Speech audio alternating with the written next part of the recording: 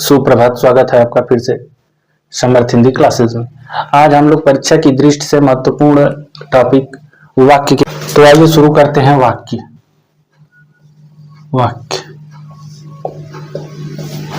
देखिए, सामान्य तौर पर वाक्य सार्थक शब्दों का समूह होता है, यानी कि लिख सकते हैं सामान्य तौर पर वाक्य सार्थक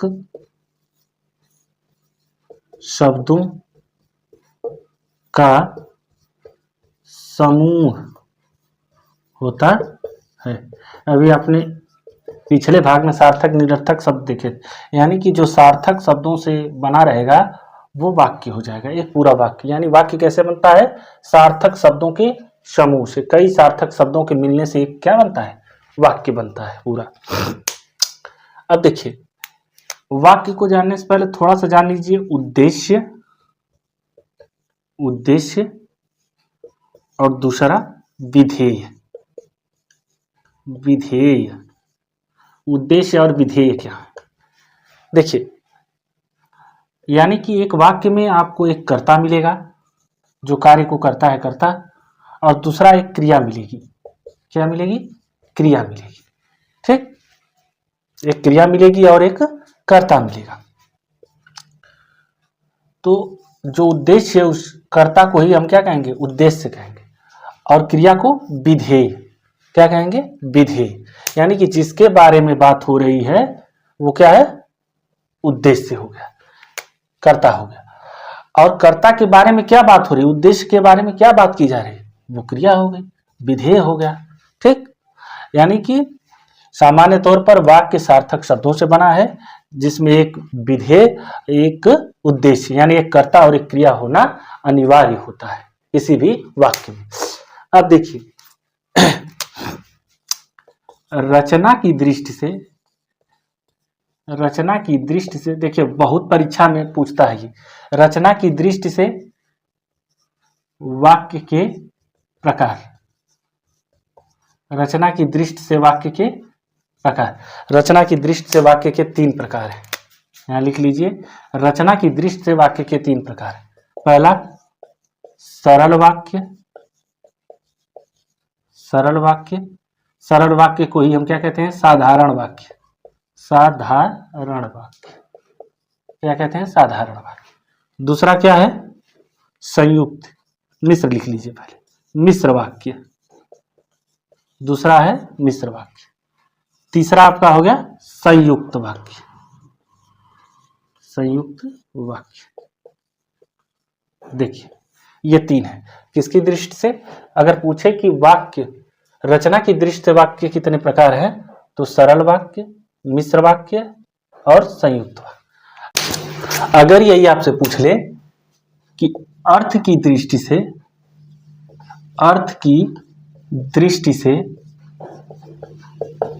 वाक्य के प्रकार। अर्थ की दृष्टि से वाक्य के प्रकार।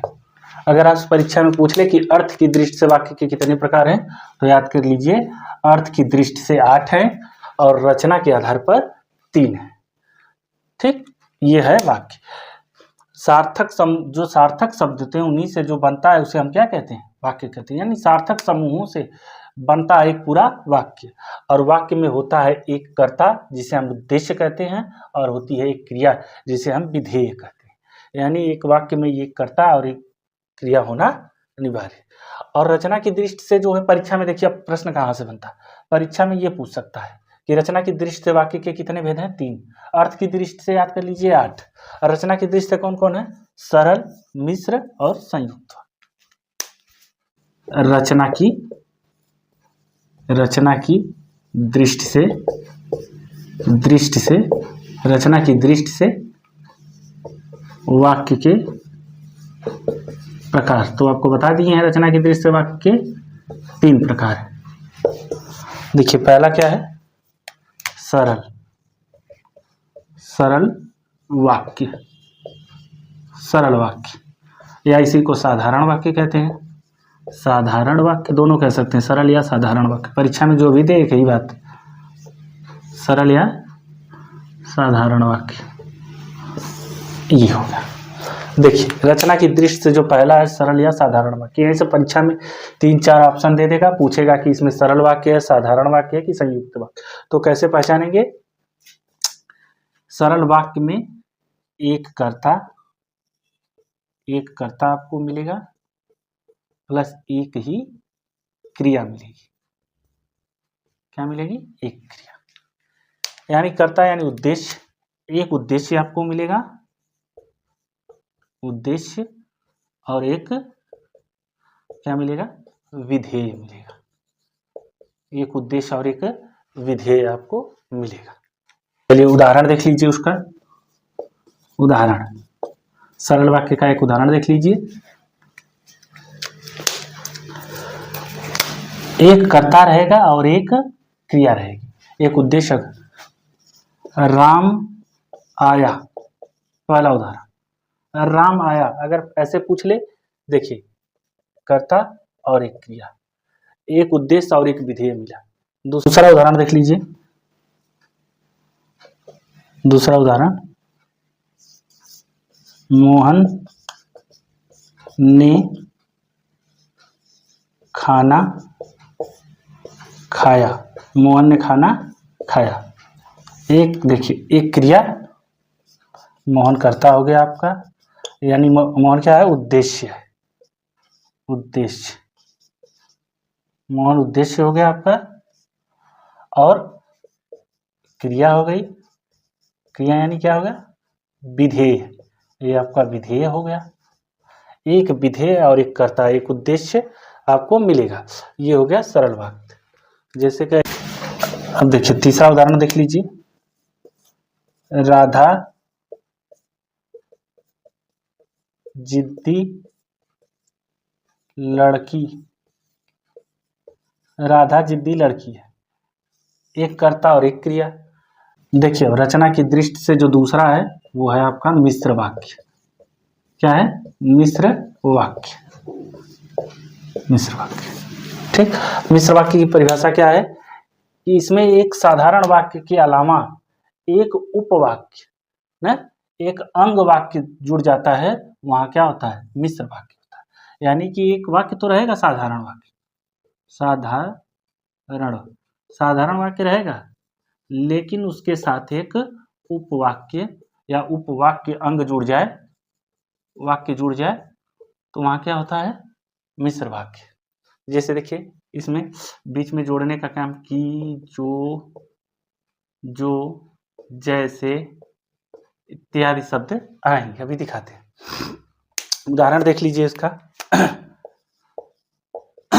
उदाहरण आपने देखा है कि परिभाषा में कि इसमें एक साधारण वाक्य होता है और उस साधारण वाक्य के आश्रित यानी उस पर एक उपवाक्य भी जुड़ेगा, वो मिश्र वाक्य। उदाहरण देख लीजिए इसका। उदाहरण नंबर 1,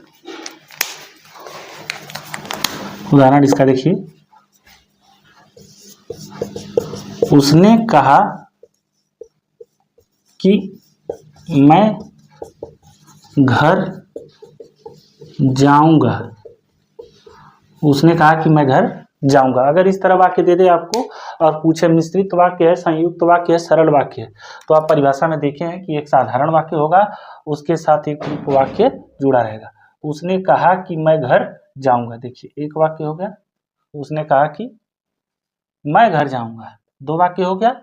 यानी कि देखिए बीच में किया होता है, ऐसे शब्द आएंगे।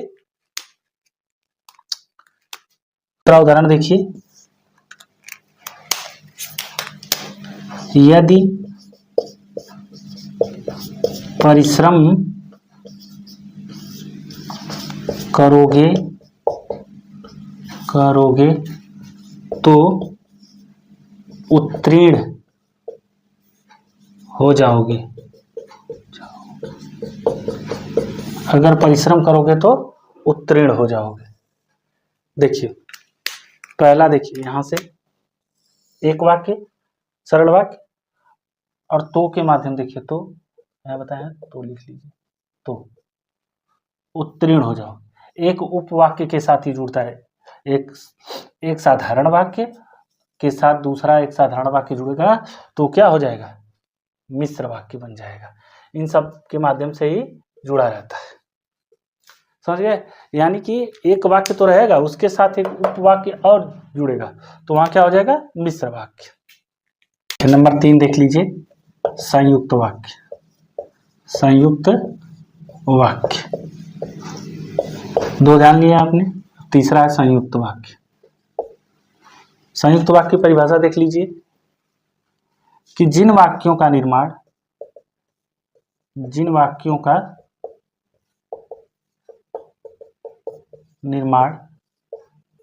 सरल एवं मिश्र वाक्यों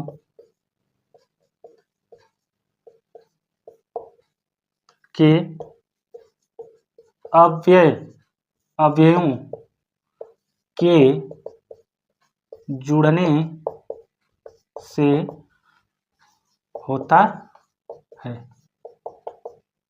यानी कि सरल और मिश्र दोनों वाक्य जब किसी अव्यय द्वारा जुड़ जाए, अव्यय क्या है देखिए यहां देख लीजिए, यही शब्द से जुड़ेंगे, किंतु, अगर, मगर, लेकिन, परंतु, बल्कि, किंतु, परंतु लिख दिए हैं, परंतु, किंतु, परंतु आदि। तो उदाहरण देख लीजिए, उदाहरण यहाँ एक शब्द और लिख लीजिए, और भी सीमा था। उदाहरण इसका नंबर 1 देख लीजिए, उदाहरण नंबर 1, मैं आया और वह गया। मैं आया और वह गया।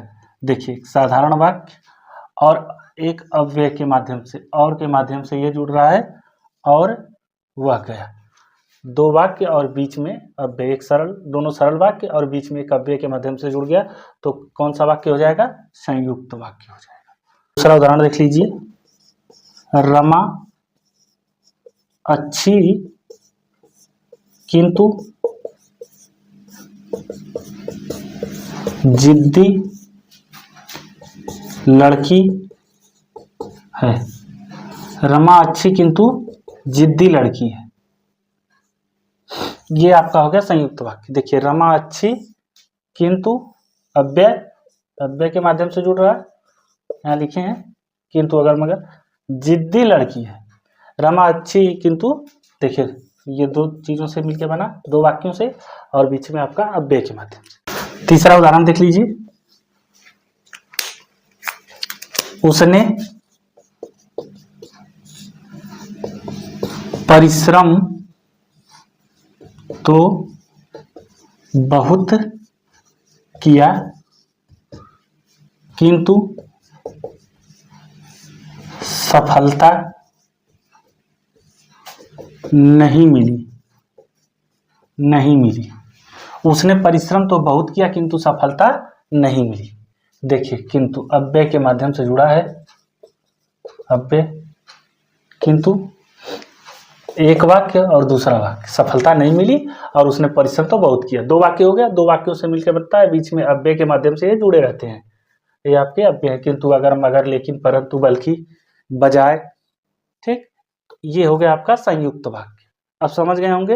अब अगली वीडियो में जो हम देखेंगे अर्थ की दृष्टि से जो 8 हैं उनको देखेंगे, अर्थ की दृष्टि से 8 को।